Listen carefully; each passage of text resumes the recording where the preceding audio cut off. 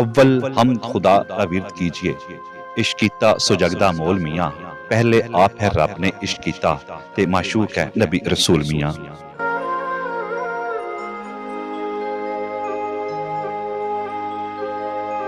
ऐसे सूफी दे डेरे ते रह के तुहानूं आया वां जिथे ओदी शायरी सुनोगे ते हैरान हो जाओगे।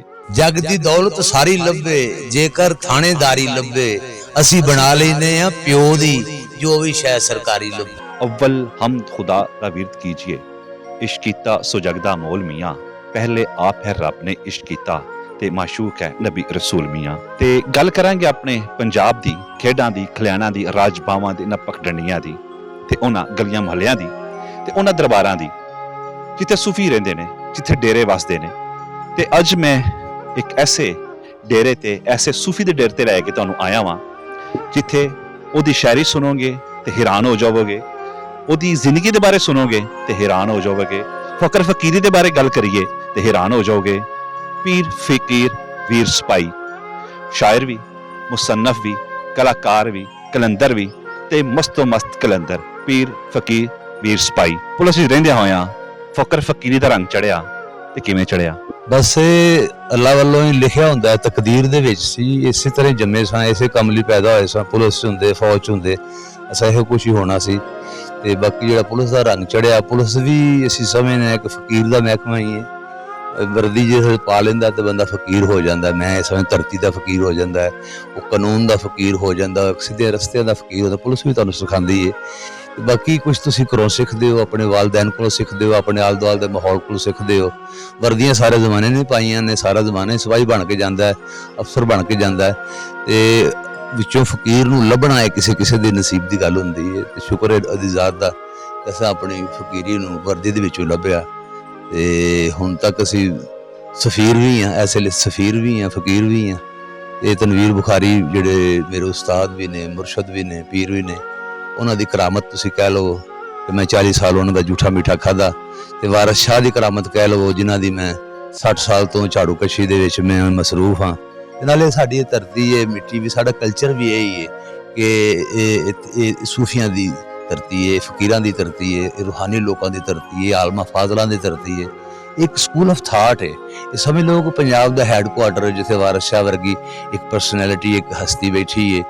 ते इस दौर दे विच तनवीर बुखारी वो दुनिया तो बेशक वो पर्दा फरमा गए ने, लेकिन उन्होंने अफकार, उन्होंने किताब, उन्होंने इलम सब कुछ मौजूद है। मैं भी तनवीर बुखारी की एक करामत के तौर पर मौजूद हाँ। यह दरबार भी उन्होंनी करामत ही है, तनवीर बुखारी साहब की भी। निज़ाम चलता रहेगा। वीर जी हुण तक कितनियां किताबां लिख छोड़ियां? मैं जी तबाहजात किताबां जी मैं तखलीक कीतियां ने वो तो 10-12 हैं ने, जी मैं तरतीब दित्तियां ने, मरतब कीतियां ने 10-12 वो ने। इस 25-26 बन जांदियां। किहड़ियां ना याद जी? ना याद, पहली मेरी शायरी का मजमूआ 1991 छपया सी, उसदा नाम सी काठे बेर। 112 सफ़े की मेरी किताब सी, शीशमाल किताब कर लाहौर उन्होंने छापी सी। ते इहदा दिबाचा लिखिया सी जिहड़े जिन्होंने हीर मुरतब की सी पहली दफ़ा, वो बड़े मोहम्मद शरीफ साबर साहब, उन्होंने मेरी किताब दा। फिर 95 मेरी पटोले के नाम से छपी भी गज़लों की किताब सी, 160 सफ़े की मेरी किताब सी।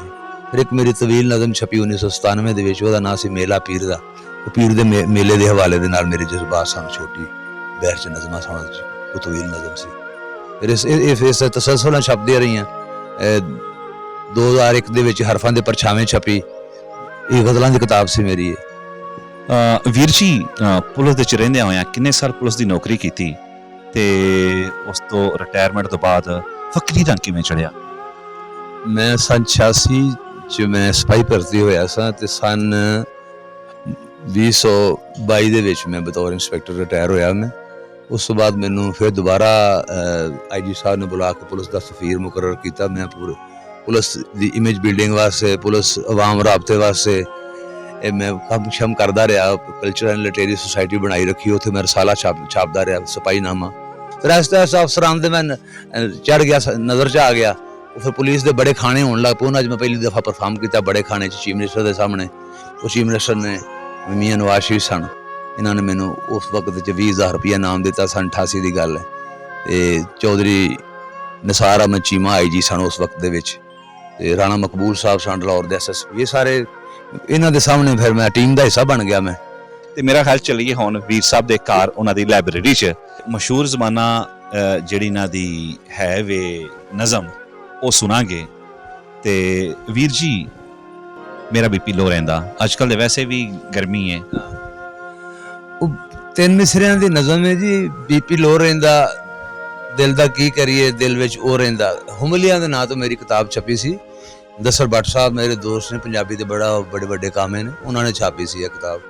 ਬੀਪੀ ਲੋ ਰਹਿੰਦਾ, ਦਿਲ ਦਾ ਕੀ ਕਰੀਏ, ਦਿਲ ਵਿੱਚ ਉਹ ਰਹਿੰਦਾ, ਬੀਪੀ ਲੋ ਰਹਿੰਦਾ। ਵਾਟ is this Maya, what is this ਮਾਇਆ, ਭੈੜਾ ਕੀਤਾ ਹੈ ਜਿਸ ਮਾਇਆ। What is this maya, this is new maya, this is new maya. ਉਕਾ ਬਦਲ ਗਿਆ तेरा व्यू माया, this is new maya, this is true maya, this is true maya. पागल हो गए I and you Maya, this is true माया। ਤੇ ਵੀਰ ਜੀ ਨਾ ਪੁਲਿਸ ਵਿੱਚ ਦੀ ਵਰਦੀ ਪਾ ਕੇ ਤੇ ਪੁਲਿਸ ਨੇ ਟਾਂਕਾ ਲਾਇਆ ਹਲਕਾ ਜਿਹਾ ਕਿ ਨਹੀਂ ਲਾਇਆ? बहुत तनकीदी नज़मां मैं लिखी हैं, पुलिस ते तामीरी भी लिखी हैं, तनकीद भी की है और पुलिस ने बर्दाश्त भी की है। ਅਫਸਰ ਬਰਦਾਸ਼ਤ ਕੀਤੀ ਕਿ ਅਫਸਰ ਕਦੇ ਤੱਕ ਆਖ ਛੱਡ ਸਨ ਵੀਰ ਫਕੀਰ ਕੀ ਕਰਦਾ ਪਿਆ?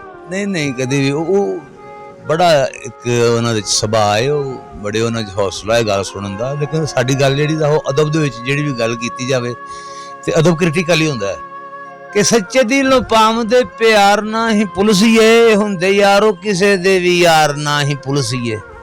ਬੱਸਾਂ ਕੋਲੋਂ ਮੰਥਲੀ ਤੇ ਯੱਕਿਆਂ ਤੋਂ ਮੰਥਲੀ ਲੈਂਦੇ ਨੇ ਇਹ ਚੋਰਾਂ ਤੇ ਉਚੱਕਿਆਂ ਤੋਂ ਮੰਥਲੀ।